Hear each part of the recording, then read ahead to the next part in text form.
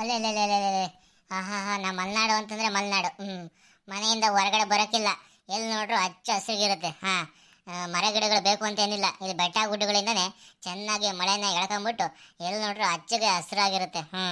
ಈ ಚಳಿಗಾಲಕ್ಕಂತೂ ಹಬ್ಬ ಎಲ್ಲೆಲ್ಲೂ ಇಬ್ನಿನ ಅದು ಬೇರೆ ಸಾಕಾಗ್ಬಿಟ್ಟೈತೆ ಅತ್ಲಾಗೆ. ನೆಲ ಎಲ್ಲ ಬೆಳಗಿನ ಜಾವದೊತ್ತು ನೆಂದೋಗಿರುತ್ತೆ. ಹುಲ್ಲಿನ ಮೇಲೆಲ್ಲ ನೀರಿನ ಹನಿ. ಆ ಕಡೆ ಉಮೇಶಣ್ಣ. ಓಹೋ ಹೋ ಹೋ, ಏನು ಉಮೇಶಣ್ಣವರು ಇವತ್ತೇನು ಹೋಟ್ಲು ಗೀಟ್ಲು ಓಪನ್ ಮಾಡಿದೆ? ನೆಟ್ಟಿಗೆ ಗದ್ದೆ ತೋಟದ ಪಕ್ಕದಾಗೆ ಹಿಂಗೆ ಬರ್ತಾ ಬರ್ತಾ ಕಾರ್ಗೆ ಹೋಗಿದ್ರ ಸೌದೆ ಗೀವ್ದೆ ಏನಾರು ತರ್ತೀರಿ? ಸರೋಜಮ್ಮ, ಸರೋಜಮ್ಮ, ಈ ಉಮೇಶ್ ಅಣ್ಣ ಇದ್ದಾರಲ್ಲ, ಈ ತರ ಸೌದೆ ತರೋದು ಈ ಥರದ್ದೆಲ್ಲ ಕೆಲಸ ಗೊತ್ತಿಲ್ಲ. ಏನಿದ್ರು ತರಿಸ್ಕೊಂಬತ್ತೆ. ತರಿಸ್ಕೊಂಡು ಹೋಟ್ಲಲ್ಲಿ ತಿಂಡಿ ಗಿಂಡಿ ಮಾಡೋದು, ಮಧ್ಯಾಹ್ನ ಊಟ ಮಾಡೋದು, ಟೀ ಕಾಫಿ ಮಾಡೋದು, ಆಮೇಲೆ ಅಡುಗೆ ಮತ್ತು ನಾಮಕರಣ ಸಮಾರಂಭ ಈ ಥರದ್ದು ಎಲ್ಲ ಕ್ಯಾಟ್ರಿಂಗು ಕೆಲಸ ಎಲ್ಲ ಮಾಡ್ಕೊಡೋದು, ಈ ಥರದ್ದು ಮಾತ್ರ ಗೊತ್ತು. ಈ ಉಮೇಶ್ ಅಣ್ಣ ಏನೋ ಇವತ್ತಿತ್ಲ ಬಂದೈತೆ ಅಷ್ಟೇ. ಅಯ್ಯ ಕಣೆ ಅಮ್ಮ, ನಾನು ಯಾಕೆ ಬರಲ್ಲ ಇತ್ಲಾಗೆ ಈ ಕಾಡುಗಳಿಗೆ ನಾನು ಯಾಕೆ ಹೋಗೋಣ? ಇಲ್ಲಿ ಪಕ್ಕದಾಗೆ ತೋಟ ಐತಲ್ಲ, ಆ ತೋಟದ ಓನರ್ನ ಹೋಗಿ ಅಣ್ಣ ತೆಂಗಿನಕಾಯಿ ಏನಾರು ಕೊಡ್ತೀರಿ ಅಂತ ಕೇಳ್ಕೊಂಬರಕ್ಕೆ ಹೋಗ್ತಿದ್ದೀನಿ.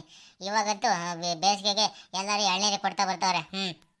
ಅದಕ್ಕೆ ನೀವಾದ್ರೂ ಅತ್ಲಾಗೆ ಅಣ್ಣ ಈ ಸರಿ ಎಳ್ನೀರನ್ನ ಕೊಡೋ ಬದಲು ನಮಗೆ ಕಾಯಿನ ಕೊಟ್ಟರೆ ಅತ್ಲಾಗೆ ನಾವೇ ಕೊಂಡ್ಕೊತೀವಿ ಯಾವಾಗ್ಲೂ.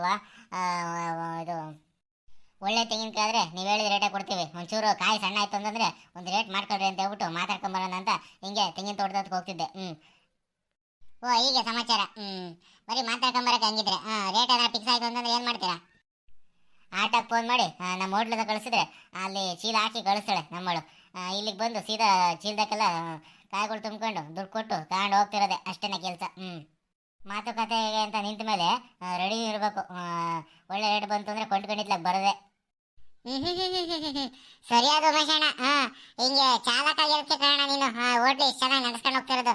ಜನನೆಲ್ಲ ಕಲಿಸ್ಕೊಂಡು ತಲೆ ಹಾಕೊಂಡು ಒಳ್ಳೆ ಚೆನ್ನಾಗಿ ಹೋಟ್ಲು ನಡೆಸ್ಕೊಂಡು ಜೀವನ ಸಾಗಿಸ್ತಿದ್ದೀರಾ. ದೇವರು ಇದೇ ರೀತಿ ನಿಮ್ಗೆ ಬುದ್ಧಿವಂತಿಕೆನ ಹೆಚ್ಚು ಮಾಡ್ಕೊಂಡೇ ಹೋಗ್ಲಿ, ವ್ಯಾಪಾರ ಚೆನ್ನಾಗಾಗಲಿ ಹೋಟ್ಲಲ್ಲಿ. ಹ್ಞೂನಮ್ಮ, ಏನು ಮಾಡೋದು, ಸ್ವಲ್ಪನಾದರೂ ಚಾಲೂಕಾಗಿರ್ಬೇಕು. ಒಂದು ಹೋಟ್ಲಿಗೆ 100 ಜನ ಬರ್ತಾರೆ, 100 ಜನ ಹೋಗ್ತಾರೆ. ಕೆಲವರು ತಿಂಡಿ ತಿಂತಾರೆ, ಟೀ ಕುಡಿತಾರೆ, ಕೆಲವೊಬ್ರು ದುಡ್ಡೇ ಕೊಡಲ್ಲ. ಇಂಥವ್ರ ಬಗ್ಗೆ ಭಾಳ ನಾವು ಜಾಗ್ರತೆಯಿಂದ ಇರಬೇಕು. ಅಂತಂದರೆ ಇಷ್ಟೆಲ್ಲ ಚಾಲಾಕಿತನ ಇರಲೇಬೇಕು. ಇಲ್ಲಾಂತಂದರೆ ಹೋಟ್ಲು ಮಾಡೋಕ್ಕಾಗಲ್ಲ ಕಣಮ್ಮ ಇವತ್ತಿನ ಕಾಲದಾಗೆ. ಲೇ ಲೇ ಲೇ ಲೇ ಉಮೇಶ, ಅಲ್ಲಿ ಹೋಟ್ಲಲ್ಲಿ ಟೀನ ಕಾಫಿನ ತಿಂಡಿನ ಮಾಡ್ಕೊಂಡು ಬಿಟ್ಟು ಈ ಬೀಳ್ ಗದ್ದೆಲಿ ಇಲ್ಲೇನೆಲ್ಲ ಮಾಡ್ತಿದ್ದೆ ನೀನು? ಓಹೋ ಏನು ಕೆಂಚಪ್ಪರು, ಇತ್ತೀಚೆಗೆ ಒಂದು ವಾರ ಆಯಿತು ಕಾಣಿಸ್ಕೊಳ್ಳೇ ಇಲ್ಲ ಅತ್ಲಾಗೆ. ನಾನು ಇತ್ಲಾಗೆ ತೆಂಗಿನ ತೋಟ ಇಲ್ಲ ಇತ್ತಲ್ಲ, ಅದಕ್ಕೆ ಅಲ್ಲಿ ಎಳ್ನೀರು ಮಾತಾರಂತೆ. ಎಳ್ನೀರಿಗೆಲ್ಲ ಎಲ್ಲ ತೆಂಗಿನ ಕೊಡ್ತಿದ್ದಾರೆ. ಅದಕ್ಕೆ ನೀವು ಕಾಯಿ ಮಾಡ್ಕೊಳ್ರಿ, ನಾನೇ ಬೇಕಾದ್ರೆ ತೆಂಗಿನಕಾಯಿ ತಗೊಂತೀನಿ, ಏನಾರ ಮಾತಾಡೋಣ ಅಂತ ಹೇಳ್ಬಿಟ್ಟು ತೆಂಗಿನಕಾಯಿ ಸಿಕ್ಕರೆ ಅದಕ್ಕೆ ಕೊಳ್ಳ್ಕೊಂಬ ಅಂತ ಹೇಳ್ಬಿಟ್ಟು ಅಡ್ವಾನ್ಸು ಮಾತಾಡಕ್ಕೆ ಹೋಗೋಣ ಅಂತ ಒಂಟೆ ಕೆಂಚಪ್ಪರೆ. ಹಾಗಾಗಿ ನೀವೇನು ಈ ಕಡೆ ಬಂದ್ರಿ? ಏನಾದ್ರು ಕೆಲಸ ಐತೆ? ನಮ್ಗೆ ಹೋಟ್ಲು ಹತ್ಲಾಗಿರೋದು, ನೀವು ಈ ಬೀಳು ಬಿರೋ ಗದ್ದೆ ಕಡೆ ನೀವು ಯಾಕೆ ಬಂದ್ರಿ ಅಂತ ನಾನು ಕೇಳಬೇಕು. ನೋಡ್ರಿ, ಈ ಇಲ್ಲಿ ಸರೋಜಮ್ಮನು ಮತ್ತು ಮುನಿಯಮ್ಮನು ಅತ್ಲಾಗೆ ಹೋಗ್ತಿದ್ರಂತೆ ಊರಕ್ಕೆ. ಇಲ್ಲಿ ಸೌದೆಗಲ್ಲ ಹೊಲ್ದಾಗ ಬಂದಿದ್ರಂತೆ. ಆ ತೆಂಗಿನ ತೋಟದಲ್ಲಿ ಕಾಯಿನ ಬಿದ್ದಿದ್ರೆ ಹಂಗೆ ಕಾಯಿ ತಗೊಂಡು ಹಸಿರು ಗಾಯಿ ಬೆಳೆದಿದ್ದಾರಲ್ಲಿ ಹಸಿರು ಗಾಯಿ ಮೆಣಸಿನ್ಕಾಯಿನ ಕಿತ್ಕೊಂಡು ಹಂಗೆ ಹೀರೆಕಾಯಿನೂ ಬೆಳೆದಿದ್ದಾವೆ, ಹೀರೆಕಾಯಿನ ಕಿತ್ಕೊಂಡು ಸಾಂಬಾರು ಗಿಂಬಾರು ಮಾಡ್ತೀವಿ ಅಂತ ಮಾತಾಡ್ಕೊಳ್ತಿದ್ರು. ಅಷ್ಟೊತ್ತಿಗೆ ನೀವು ಪ್ರತ್ಯಕ್ಷ ಆಗ್ಬಿಟ್ರಿ. ಏನು ಸಮಾಚಾರ? ಏನು ಟೌನ್ಗೆ ಹೋಗ್ಲಿಲ್ವೇ ಇವತ್ತು? ದಿನಸಿ ಪದಾರ್ಥದ ಅಂಗಡಿ ಇವತ್ತೇನು ಮುಚ್ಚಿದ್ದೀರಾ? ಓಪನ್ ಮಾಡಿಲ್ವೇ ನೀವು? ಇಲ್ಲ ಕಣಲ್ಲ, ನಾನು ಇವತ್ತು ಹೋಗಿಲ್ಲ, ಅವಳು ಹೋಗಿಲ್ಲ. ಸುಂದರಮ್ಮನ ನೆಂಟಿ ಮನೆಗೆ ಇದ್ದಾಳೆ. ಇವತ್ತು ಯಾಕೋ ಒಂಚೂರು ಮೈಕೈ ನೋವಾಯಿತು, ಇವತ್ತೇನು ಹೋಗೋದು ಬೇಡ ಅಂತ ಹೇಳಿದ್ಲು. ಅದಕ್ಕೆ ನಾನು ಅತ್ಲಾಗೆ ಇಷ್ಟ ತನಕ ಮನೆಗಿದ್ದೆ. ನನಗೂ ಕೂತು ಕೂತು ಕೂತು ಸಾಕಾದಂಗೆ ಆಯಿತು. ಮನುಷ್ಯಂಗೆ ಕೆಲಸ ಮಾಡಿ ಮನುಷ್ಯಂಗೆ ಸುಮ್ಮನೆ ಕೂರಕ್ಕಾಗಲ್ಲ ನೋಡು. ಅದಕ್ಕೆ ಹಿಂಗೆ ಅಡ್ಡಾಡ್ಕೊಂಡು ಹಿಂಗೆ ಬಂದಮ್ಮ. ನೀನು ನೋಡಿದ್ರೆ ಇಲ್ಲಿ ನಿಂತ್ಕೊಂಡಿದೀಯ. ಕೆಂಚಪ್ಪರೆ ಕೆಂಚಪ್ಪರೆ ಆಗಳಮ್ಮ, ಮುನಿಯಮ್ಮ ಮತ್ತು ಸರೋಜಮ್ಮ ಇಲ್ಲಿ ನಿಂತ್ಕೊಂಡ್ಬಿಟ್ಟದಾರ ಅತ್ಲಾಗೆ. ಓಹೋ ಏನು ಬರವೇದಿದ್ದೀರಾ? ಇನ್ನು ಹಸಿರು ಮೆಣಸಿನ್ಕಾಯಿ ಕಿತ್ಕೊಂಡಿಲ್ವೇ? ಹೀರೆಕಾಯಿ ಕಿತ್ಕೊಂಡಿಲ್ವೇ? ಭದ್ರಾವತಿಗೆ ಬಂದಾಗ ನಮ್ಮ ದಿನಸಿ ಅಂಗಡಿ ಕಡೆ ಬಂದು ಅತ್ಲಾಗೆ ದಿನಸಿ ಪದಾರ್ಥಗಳೇನಾರು ಬೇಕಿದ್ರೆ ಬಂದು ತಗೊಂಡೋಗ್ರಮ್ಮ ಅಂತ 1000 ಸರಿ ಹೇಳಿದ್ರು. ಒಂದ್ಸರಿ ಅತ್ಲಾಗೆ ತಲೆನೇ ಹಾಕ್ಲಿಲ್ವಲ್ಲ ಮತ್ಲಾಗೆ ನೀನು. ಆ ಭದ್ರಾವತಿ ರಂಗಪ್ಪ ಸರ್ಕಲ್ನಾಗೆ ಬಸ್ ಸ್ಟ್ಯಾಂಡ್ ಹತ್ರ ಜಿಲೇಬಿ ತಿನ್ಕೊಂಡು ಜಿಲೇಬಿ ಪ್ಯಾಕ್ ಮಾಡಿಸ್ಕೊಂಡು ಹಂಗೆ ಬಸ್ ಹತ್ಕೊಂಡು ಹೋಗ್ಬಿಡ್ತೀರ. ಆ ರಂಗಪ್ಪ ಸರ್ಕಲಿಂದ ಒಂದು ಹೆಜ್ಜೆ ಹೊಸಮನೆ ಕಡೆಗೆ ಹೆಜ್ಜೆ ಹಾಕಿದ್ರೆ ಅಲ್ಲೇ ನಮ್ಮದು ಅಂಗಡಿ ಮಾಡಿರೋದು ದಿನಸಿ ಪದಾರ್ಥದ ಅಂಗಡಿ. ಒಂದ್ಸರಿ ಬಂದತ್ಲಾಗೆ ಸಾಮಾನು ತಗೊಂಡೋಗ್ರಮ್ಮ ಅಂತಂದರೆ ಒಬ್ಬರು ಬರಲ್ಲ. ಎಲ್ಲ ಹೋಲ್ಸೇಲ್ ಅಂಗಡಿ. ಹೋಲ್ಸೇಲಾಗೆ ನಿಮಗೆಲ್ಲ ರೇಟ್ ಎಲ್ಲ ಕೊಡ್ತೀನಿ ಅಂತಂದ್ರೂ ಬರೋದಿಲ್ಲ ನೀವು. ಅಯ್ಯೋ ಕೆಂಚಪ್ಪರೆ ಸುಮ್ಮನಿರಿ. ಯಾರಾದ್ರೂ ಕೇಳಿದ್ರೆ ನಕ್ಕಾರು. ಇರೋಳೊಬ್ಳಿಗೆ ನಾನು ಸಾಮಾನು ತರಕ್ಕೆ ಭದ್ರಾವತಿ ಬಂದ್ರೆ ಆಗುತ್ತೆ. ಇಲ್ಲೇ ಊರ್ ಮನೆ ಶೆಟ್ರ ಅಂಗಡಿಗೆ ಎಷ್ಟೆಷ್ಟು ಬೇಕೋ ಅಷ್ಟೇ, ಜಾಸ್ತಿ ಅಲ್ಲ. 1/4 kg ಅರ್ಧ ಕೆಜಿ, 1/4 kg ಅರ್ಧ ಕೆಜಿ ಇಲ್ಲೇ ತಗೊಂತೀನಿ. ನಾನು ಇಲ್ಲಿಂದ ಭದ್ರಾವತಿಗೆ ಬಂದ್ಬಿಟ್ಟು ಅದು ದಿನಸಿ ಪದಾರ್ಥ ತಗೊಳಕಾದೈತೆ. ಅವನು ಓಟು ಓದ್ಕೊಂಡು ಎಲ್ದಿರಂಗ್ಲು ಸ್ವಾಮಿ. ನಾವು ಅದಕ್ಕೆ ಇಲ್ಲೇ ಊರ್ ಮನೆ ಶೆಟ್ರತೆಗೆ ಕಿರಾಣಿ ಅಂಗಡಿ ಇಲ್ಲೇ ಏನು ಬೇಕೋ ಅಷ್ಟೇ ತಗೊಂಡು ಜೀವನ ಮಾಡ್ತಿದ್ದೆ ಬಿಟ್ರತ್ಲಾಗೆ. ಇನ್ನು ಮುನಿಯಮ್ಮ ಬೇಕಾದ್ರೆ ಬರ್ಬೇಕು. ಅವ್ರ ಯಜಮಾನ್ರು ಕರ್ಕೊಂಡು ದುಬೈ ರಾಜಣ್ಣ ಇದಲ್ಲ ಯಜಮಾನ್ರು ಕರ್ಕೊಂಡು ಭದ್ರಾವತಿ ಬಂದ್ಬಿಟ್ಟು ನಿಮ್ಮ ಹತ್ರ ಹೋಲ್ಸೇಲ್ ರೇಟ್ನಾಗೆ ದಿನಸಿ ಪದಾರ್ಥನ ಕೊಂಡ್ಕೊ ಬರ್ಬೋದು. ಅವ್ರಿಗೆ ಹೇಳೋದು ಬಿಟ್ಟು ನಮಗೆ ಹೇಳಕ್ ಬರ್ತೀರಾ? ಅವರು ಬರಲಿ, ಅವ್ರ ಜೊತೆ ನೀವು ಬರ್ರಮ್ಮ. ನೀವೊಬ್ಬರೇ ಕಷ್ಟಪಡೋಕ್ಕಿಂತ ಮುನಿಯಮ್ಮ ಜೊತೆ ನೀವು ಕರ್ಕೊಂಬಂದ್ಬಿಟ್ರೆ ಏನೇನು ಬೇಕು ಅಂತ ಹೇಳ್ಬಿಟ್ಟು ಅಲ್ಲೇ ಬಂದು ತಗೊಂಡೋಗ್ಬೋದು. ಇಲ್ವಾ ಬೇಡವಾ, ನಿನಗೆ ಅಷ್ಟು ಕಷ್ಟ ಆಯ್ತು ಅಂತಂದರೆ ನನಗೆ ಲೀಸ್ಟ್ ಕೊಡೋತ್ಲಾಗೆ ನಾನೇ ಹಾಕೊಂಬಂದು ಮನೆಗೆ ಹಾಕ್ಬಿಡ್ತೀನಿ ಅಂತಲಾಗೆ. ಯಾಕೆ ಹೇಳು, ನಮ್ಮವರು ತಮ್ಮವರು ಅನ್ನೋದು ಇರ್ಬೇಕಲ್ಲ. ನಾವು ಭದ್ರಾವತಿಲಿ ಅಂಗಡಿಗೆ ಮಾಡಿದ್ರು ನಮ್ಮ ಊರು ಜನ ಚೆನ್ನಾಗಿ ಬದುಕಬೇಕು, ಒಳ್ಳೊಳ್ಳೆ ಪದಾರ್ಥ ತಿನ್ಬೇಕು ಅಂತ ಹೇಳ್ಬಿಟ್ಟು ನಾವು ಭದ್ರಾವತಿ ನಗರದಲ್ಲಿ ಅಂಗಡಿ ಮಾಡಿದ್ವಿ. ಅದಕ್ಕೆ ಮುಂಚೆನೇ ಇಲ್ಲೇ ಇದ್ವಲ್ಲ, ಅಷ್ಟೊಂದು ವ್ಯಾಪಾರ ಆಗ್ತಿರ್ಲಿಲ್ಲ. ಹಂಗಾಗಿ ಭದ್ರಾವತಿ ನಗರದಲ್ಲಿ ಒಂದು ಅಂಗಡಿ ತಗೊಂಡು ಅಲ್ಲೇ ದಿನಸಿ ಪದಾರ್ಥದ ಅಂಗಡಿ ಎಲ್ಲ ಮಾಡಿಬಿಟ್ವಿ. ಈಗ ಭಾಳ ಚೆನ್ನಾಗಿ ವ್ಯಾಪಾರ ಆಗ್ತಿದೆ ದೇವ್ರ ಕೃಪೆಯಿಂದ. ಜೀವನದ್ದಕ್ಕೂ ಇದೇ ರೀತಿ ವ್ಯಾಪಾರ ಆಯ್ತು ಅಂತಂದರೆ ಭಾಳ ಚೆನ್ನಾಗಿರುತ್ತೆ. ಕೆಂಚಪ್ಪರೆ ಭಾಳ ಚೆನ್ನಾಗಿ ಮಾತಾಡ್ತೀರಾ ನೀವು. ನಾವು ಅಷ್ಟೇ ಇತ್ತೀಚೆಗೇನೋ ಸ್ವಲ್ಪ ಕಿರಾಣಿ ಅಂಗಡಿಲಿಲ್ಲ ಊರು ಮನೆ ಅಂಗಡಿಲಿ ಸ್ವಲ್ಪ ಸಣ್ಣ ಪುಟ್ಟದೆಲ್ಲ ತಗೊಳ್ತಿದ್ವಿ. ನೀವು ಹೇಳಿದ್ರಲ್ಲ ಹೋಲ್ಸೇಲ್ ರೇಟ್ನ ಕೊಡ್ತೀರ ಅಂತ ನಮಗೂ ಗೊತ್ತಿರಲಿಲ್ಲ. ಹಂಗಾಗಿ ನಾವು ಭದ್ರಾವತಿಗೆ ಏನು ಬರ್ತಿರ್ಲಿಲ್ಲ. ಇನ್ನು ಮುಂದೆ ತಿಂಗಳಿಗೆ ಒಂದ್ಸರಿ ಬಂದು ಹೊತ್ಲಾಗೆ ಏನೇನು ಬೇಕೋ ಎಲ್ಲ ತಗೊಂಡು ಹೋಗ್ತೀವಿ. ಹೊಸಮನೆ ರೋಡ್ನಾಗೆ ಎಷ್ಟನೇ ಅಂಗಡಿ ಅಂತ ಗೊತ್ತಿಲ್ಲ. ನಮ್ಮ ಯಜಮಾನರು ದುಬೈ ರಾಜಣ್ಣ ಇದಾರಲ್ಲ, ಅವ್ರಿಗೆ ನೀವೆಲ್ಲ ಚೆನ್ನಾಗಿ ಗೊತ್ತಿರೋದ್ರಿಂದ ಹುಡಿಕೊಂಡೆ ಬರ್ತೀವಿ ಬಿಡ್ರಿ. ನೀವು ಹೇಳ್ದಂಗೆ ನಾವು ಯಾವಾಗಲೂ ಭದ್ರಾವತಿ ರಂಗಪ್ಪ ಸರ್ಕಲ್ನಾಗೆ ಅಲ್ಲಿ ಜಿಲೇಬಿ ಯಾವಾಗಲೂ ಭಾಳ ಚೆನ್ನಾಗಿ ಮಾಡ್ತಾರೆ. ಜಿಲೇಬಿ, ಪಕೋಡ, ಅದಾದ್ಮೇಲೆ ಸಮೋಸ ಇರ್ತಲ್ಲ ಭಾಳ ಚೆನ್ನಾಗಿ ಮಾಡ್ತಾರೆ. ಹಂಗಾಗಿ ಅಲ್ಲಿ ತಿನ್ಕೊಂಡು ಪಾರ್ಸಲ್ ಮಾಡಿಸ್ಕೊಂಡು ಹೋಗೋದು ಪ್ರತಿ ತಿಳ್ಕೊಂಡ್ರಿ ನಮ್ಮದು ಪದ್ಧತಿ. ಭದ್ರಾವತಿಗೆ ಬಂದು ಜಿಲೇಬಿ ತಿನ್ನಿಲ್ಲ ಅಂತಂದ್ರೆ ಅದು ವೇಸ್ಟ್ ಬಿಡ್ರಿ.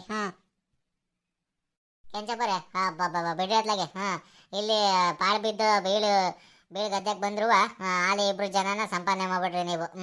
ಅಂಗಡಿಗೆ ಕಸ್ಟಮರ್ಗಳು ಆದ್ರ ಅತ್ಲಾಗೆ. ನೋಡ್ರಮ್ಮ, ನೀವು ಅಲ್ಲಿಗೆ ಹೋಗ್ಬಿಟ್ಟು ಒಳ್ಳೊಳ್ಳೆ ಪದಾರ್ಥನೇ ಕೊಡ್ತಾರೆ ನಮ್ಮ ಕೆಂಚಪ್ಪರು. ತಗೊಂಡ್ಬರ್ರಿ, ಬೇಡನಲ್ಲ. ನಮ್ಮ ಹೋಟ್ಲಿಗೂ ಬಂದೋಗ್ರಮ್ಮ. ಭಾಳ ಚೆನ್ನಾಗಿ ಇಡ್ಲಿ ದೋಸೆ ಎಲ್ಲ ಮಾಡ್ತೀವಿ. ಬೇಕಾದಾಗ ಮಸಾಲೆ ದೋಸೆನೂ ಮಾಡ್ತೀವಿ. ನೀವು ಒಂದ್ಸಲಿ ನಮ್ಮ ಹೋಟ್ಲಿಗೆ ಬಂದು ಮಸಾಲೆ ದೋಸೆ ಟೇಸ್ಟೇ ಮಾಡಲಿಲ್ಲ ಅತ್ಲಾಗೆ. ದುಬೈ ರಾಜಣ್ಣ ಬಿಡ್ರಿ, ಅವಾಗ ಬಂದು ಟೀ ಕಾಫಿನ ಕುಡ್ಕೊಂಡು ತಿಂಡಿ ಗಿಣಿ ತಿನ್ಕೊಂಡು ಬೇಜಾರಾದಾಗ ಹೋಗ್ತಾರೆ. ಆದರೆ ನೀವಿಬ್ಬರು ಒಂದ್ಸಲಿನೂ ಬರಲಿಲ್ಲ ಅತ್ಲಾಗೆ. ನೀವು ಸರೋಜಮ್ಮ, ಮುನಿಯಮ್ಮ, ಅಲೆಮೇಲಮ್ಮ, ಪುಟ್ರಂಗಜ್ಜಿ, ಶಿವಮ್ಮ ಇವರೆಲ್ಲ ನಮ್ಮ ಹೋಟ್ಲಿಗೆ ಬಂದ್ಬಿಟ್ಟು ಒಂದ್ಸರಿ ಟೀ ಕುಡಿದು ಮಸಾಲೆ ದೋಸೆ ಟೇಸ್ಟ್ ಮಾಡ್ಕೊಂಡು ಹೋಗ್ಬಿಟ್ರೆ ನನಗೆ ಅದೇ ಸಮಾಧಾನ. ಏನು ಹೋಟ್ಲಲ್ಲಿ ರಸಮಲೈ ಮಾಡ್ತಾನೆ ನನಗೆ ಕರೆದುಬಿಟ್ಟನಪ್ಪ ಹೆಣ್ಮಕ್ಳನ್ನ. ಕರೆದುಬಿಟ್ಟ. ನಮ್ಮ ಉಮೇಶ ಊರ ಮನೇಲಿ ಇದ್ರು ಭಾಳ ಚೆನ್ನಾಗಿ ಅಡುಗೆ ತಿಂಡಿಗಳನ್ನ ಮಾಡ್ತಾನೆ. ಅವ್ನು ಕಿಚ್ಚಾಯಿಸೋದು, ಕಾಲು ಎಳೆಯೋದು ನನಗಂದರೆ ಭಾಳ ಇಷ್ಟ. ನೀವು ಅಷ್ಟೇ ಕಣಮ್ಮ. ಊರ ಮನೆಗೆ ಇದ್ಕೊಂಡು ನಮ್ಮ ಉಮೇಶನ ಹೋಟ್ಲಿಗೆ ಹೋಗಿ ಒಂದು ಟೀ ಕುಡಿಲಿಲ್ಲ ಅಂದ್ರೆ ಹೆಂಗಮ್ಮ? ನೀವು ಒಂದ್ಸರಿ ಹೋಗ್ಬಿಟ್ಟು ಟೀನ ಕಾಫಿನ ಕುಡ್ಕೊಂಡು ದೋಸೆನೋ, ಸೆಟ್ ದೋಸೆನೋ, ಮಸಾಲೆ ದೋಸೆನೋ, ಖಾಲಿ ದೋಸೆನೋ ಒಂದ್ಸರಿ ತಿನ್ಕೊಂಡು ಬರ್ರಿ. ಭಾಳ ಚೆನ್ನಾಗಿ ಮಾಡ್ತಾನೆ. ಮನೆಗೆ ಮಾಡಿರಿ, ಬೇಡನಲ್ಲ. ಯಾವಾಗ್ಲಾರು ಒಂದ್ಸರಿ ತಿಂಗಳಿಗೋ 15 ದಿನಕ್ಕೋ ಒಂದ್ಸರಿ ಹೋಗ್ಬಿಟ್ಟು ಮಸಾಲೆ ದೋಸೆ ತಿನ್ಕೊಂಬರ್ರಿ. ಊರು ಪಾರಿಗೆ ಹೋದಾಗ ನೀವು ಹೊರಗಡೆ ಎಲ್ಲ ಮಸಾಲೆ ದೋಸೆ ತಿನ್ನೋದು ಹೋಟ್ಲಿಗೆ ಹೋದಾಗ. ಅದೇ ರೀತಿ ಊರಿಂದ ಬಂದಾಗ ಅಡುಗೆ ಮಾಡಕ್ಕೆ ಹೋಗ್ಬೇಡ್ರಿ. ಒಂದು ಉಮೇಶಿನ ಹೋಟ್ಲಿಗೆ ಊಟ ಮಾಡ್ಕೊಂಡು ಹೋಗ್ರಿ. ಇಲ್ಲಪ್ಪ ಅಲ್ಲಿ ಜನಗಳು ಇರ್ತಾರೆ ಅಂತ ಏನಾದ್ರು ಸಂಕೋಚ ಗಿಂಕೋಚ ಆಯಿತು ಅಂತಂದರೆ ಒಂದು ಫೋನ್ ಮಾಡಿದ್ರೆ ಮನೆಗೆ ಊಟ ತಗೊಂಬಂದು ಕೊಡ್ತಾನೆ ನಮ್ಮ ಪರಮೇಶ. ಅಲ್ಲ ಉಮೇಶ. ಅಂತ ಒಳ್ಳೆ ಮನುಷ್ಯ ನಮ್ಮ ಉಮೇಶ. ಹೋಟ್ಲು ಉಮೇಶ ಇದಾನಲ್ಲ, ಭಾಳ ಒಳ್ಳೆ ಮನುಷ್ಯ. ಉಂಕಂಡ್ರಿ ಕೆಂಚಪ್ಪರೆ, ನೀವು ಹೇಳಿದ್ದು ಕರೆಕ್ಟೆ. ಉಮೇಶಣ್ಣ ಯಾವಾಗಲೂ ಜನಗಳನ್ನ ಭಾಳ ಚೆನ್ನಾಗಿ ಸಂಪಾದನೆ ಮಾಡ್ತಾರೆ. ಅವ್ರ ಹೋಟ್ಲಿಗೆ ಹೋದಾಗ ಭಾಳ ನನಗೆ ಖುಷಿ ಆಗುತ್ತೆ. ಭಾಳ ಚೆನ್ನಾಗಿ ಹೋಟ್ಲನ್ನ ಕಾಪಾಡ್ಕೊಂಡಿರ್ತಾರೆ. ಭಾಳ ನೀಟಾಗಿ ಟೇಬಲ್ ಗೇಬಲ್ ಎಲ್ಲ ಒರೆಸ್ಕೊಂಡು ಕೇಳಿ ತಿಂಡಿನ ಭಾಳ ಚೆನ್ನಾಗಿ ಟೀ ಕೊಟ್ಟರೆ ಒಂದು ಸ್ಟೀಲ್ ಲೋಟದಲ್ಲಿ ಇನ್ನೊಂದು ಕಪ್ ಕೊಡ್ತಾರೆ. ಮಲೆನಾಡು ಭಾಗದಲ್ಲಿ ಕರಾವಳಿ ಭಾಗದಲ್ಲೆಲ್ಲ ಕೊಡ್ತಾರಲ್ಲ, ಆ ರೀತಿ ಟೀನ ಕಾಫಿನ ಕೊಡ್ತಾರೆ. ನನಗಂತೂ ಭಾಳ ಖುಷಿ ಆಗುತ್ತೆ. ಆದರೆ ಒಬ್ಬೊಬ್ಬರೇ ಎಲ್ಲೋಗಿ ಟೀ ಕಾಫಿ ಕುಡಿಯೋಣ, ತಿಂಡಿ ತಿನ್ನೋಣ ಅಂತ ಹೇಳ್ಬಿಟ್ಟು ನಾನು ಹಂಗೆ ನೋಡ್ಕೊಂಡು ಹಂಗೆ ಹೋಗ್ತೀನಿ. ಇವತ್ತಿನವರೆಗೂ ಉಮೇಶಣ್ಣನ ಹೋಟ್ಲು ಒಳಕ್ಕೆ ಕಾಲಿಕ್ಕಿಲ್ಲ. ಆದರೆ ನೀವೇನೋ ಹೇಳ್ತಿದ್ದೀರ ಅಂತ ಹೇಳ್ಬಿಟ್ಟು ಇನ್ನು ಮುಂದೆ ಪ್ರಯತ್ನ ಮಾಡಕ್ಕೆ ಹೋಗ್ತೀವಿ. ನಾವೆಲ್ಲ ಹೆಣ್ಮಕ್ಳು ಸೇರ್ಕೊಂಡು ಒಂದ್ಸರಿ ಬಂದು ಉಮೇಶಣ್ಣನ ಹೋಟ್ಲಲ್ಲಿ ಟೀನ ಕಾಫಿನ ಕುಡಿದು ಬರ್ತೀವಿ. ಬರ್ರಮ್ಮ ಬರ್ರಿ. ಈ ಊರ ಮನೆ ಉಮೇಶಪ್ಪನ ಹೋಟ್ಲು ಸದಾ ಯಾವಾಗಲೂ ತೆರೆದೇ ಇರುತ್ತೆ. ಬೆಳಗ್ಗೆ 10 ಗಂಟೆಯಿಂದ ರಾತ್ರಿ 7:30-8 ಗಂಟೆ ತನಕ ತೆರೆದೇ ಇರುತ್ತೆ. ಭಾನುವಾರ ಮಾತ್ರ ಕ್ಲೋಸ್ ಮಾಡೋದು ನಾನು. ನೀವೆಲ್ಲ ಊರ ಮನೆಯವ್ರು ಬರ್ತೀರ ಅಂತಂದರೆ ಅವತ್ತು ವಿಶೇಷವಾದ ತಿಂಡಿ ತಿನಿಸುಗಳು ಖಾದ್ಯಗಳೆಲ್ಲ ನಾನು ಮಾಡೇ ಮಾಡ್ತೀನಿ. ನೀವು ಅಷ್ಟೇನಪ್ಪ ವಿಡಿಯೋ ನೋಡ್ತಿರೋರು ಬರ್ರಿ ನಮ್ಮ ಹೋಟ್ಲಿಗೆ ಬಂದು ನಮ್ಮ ಹೋಟ್ಲಲ್ಲಿ ಮೆನುಗಳನ್ನ ಟೇಸ್ಟ್ ಮಾಡಿರಿ. ನಿಮಗಾದರೆ ರೀಸನಬಲ್ ರೇಟಲ್ಲಿ ತಿಂಡಿ ತೀರ್ಥ ಎಲ್ಲ ಕೊಡ್ತೀನಿ. ಹಂಗೇನೆಯ ಈ ವಿಡಿಯೋ ಇಷ್ಟ ಆಗಿದ್ರೆ ಶೇರ್ ಮಾಡಿರಿ, ಲೈಕ್ ಮಾಡಿರಿ, ಕಾಮೆಂಟ್ ಮಾಡಿರಿ. ಇನ್ನು ಯಾರು ನಮ್ಮ ಮಲ್ನಾಡ್ ಮಗ ಯೂಟ್ಯೂಬ್ ಚಾನಲ್ನ ಸಬ್ಸ್ಕ್ರೈಬ್ ಮಾಡಿಲ್ವೋ ಅವರೆಲ್ಲ ಈ ಕೂಡಲೇ ಸಬ್ಸ್ಕ್ರೈಬ್ ಮಾಡಿರಿ. ಮರಿಬೇಡ್ರಪ್ಪ, ಹೆಣ್ಮಕ್ಳು ಹೇಳ್ತಿದಾರೆ ಅಂತ ಮರಿಬೇಡ್ರಿ. ಮಲ್ನಾಡ್ ಮಗ ಯೂಟ್ಯೂಬ್ ಚಾನಲ್ನ ಸಬ್ಸ್ಕ್ರೈಬ್ ಮಾಡಿರಿ.